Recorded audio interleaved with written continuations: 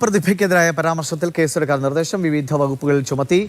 കേസെടുക്കാൻ ജില്ലാ കളക്ടർ പോലീസിന് നിർദ്ദേശം നൽകി. രഘുനാഥ് നാരായണൻ വിവരങ്ങളുമായി. രഘു, ഇർഷാദിനെതിരെ ഇപ്പോൾ UDF നടപടി, മുസ്ലിം ലീഗ് നടപടികളൊക്കെ സ്വീകരിച്ചു. പക്ഷേ നിയമപരമായ നടപടികൾ സ്വാഭാവികമായി ഇക്കാര്യത്തിൽ ഉണ്ടായേ പറ്റൂ. കാരണം ഇത്തരത്തിലുള്ള പ്രവണതകൾ അവസാനിപ്പിക്കണമെങ്കിൽ അത് ആവശ്യവുമാണ്. എന്താണ് ഇപ്പോൾ പോലീസ് സ്വീകരിക്കുന്ന നടപടികൾ?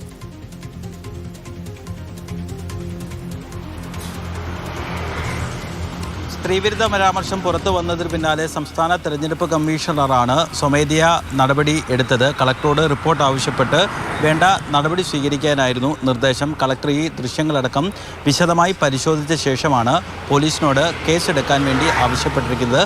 പെരുമാറ്റച്ചട്ട ലംഘനം മാത്രവുമല്ല, സ്ത്രീത്വത്തെ അവമാനിക്കൽ ഉൾപ്പെടെയുള്ള വകുപ്പുകൾ ചുമത്താനാണ് നിലവിൽ പോലീസിന് നിർദ്ദേശം നൽകിയിരിക്കുന്നത്. ഈ സംഭവം ഉണ്ടായിരിക്കുന്നത് ആലപ്പുഴ ജില്ലയിലെ കായംകുളം പോലീസ് സ്റ്റേഷൻ പരിധിയിലാണ്. സ്വാഭാവികമായിട്ട് തന്നെ കായംകുളം പോലീസായിരിക്കും ഇതിൻ്റെ തുടർ നടപടികൾ സ്വീകരിക്കുക.